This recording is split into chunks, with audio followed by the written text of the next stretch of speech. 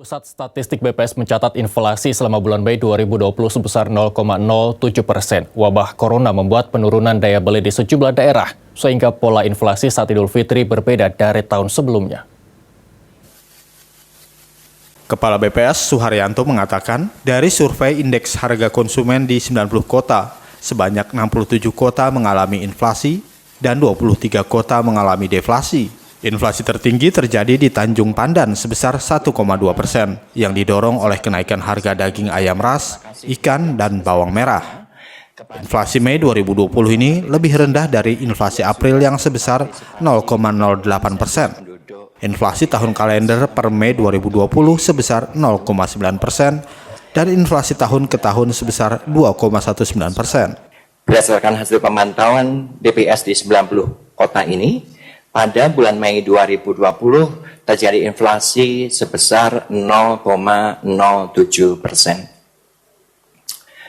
Dengan angka ini, maka tingkat inflasi tahun kalender dari Januari sampai dengan Mei 2020 juga sangat rendah, yaitu sebesar 0,90%, sementara inflasi tahun ke tahun itu adalah sebesar 2,19%. Dari 90 kota yang dipantau oleh BPS, 67 kota mengalami inflasi, 23 kota mengalami deflasi. Inflasi tertinggi terjadi di Tanjung Pandan, yaitu sebesar 1,2%, dan kalau dilihat penyebabnya karena di sana ada kenaikan harga daging ayam ras, kenaikan harga ikan, dan juga kenaikan bawang merah.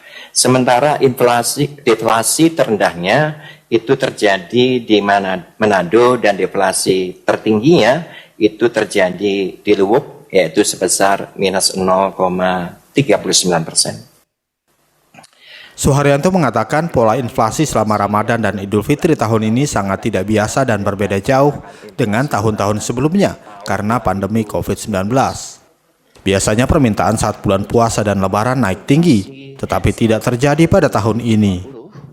Inflasi Mei terjadi karena adanya kenaikan harga yang ditunjukkan oleh naiknya sebagian indeks kelompok pengeluaran, terutama kelompok transportasi sebesar 0,87% dan kelompok kesehatan sebesar 0,27%. Adapun kelompok pengeluaran yang mengalami deflasi yaitu kelompok makanan, minuman, dan tembakau sebesar 0,32% dan memberikan andil deflasi sebesar 0,08%. Dari Jakarta, Adi Wiranata, Nusantara TV melaporkan.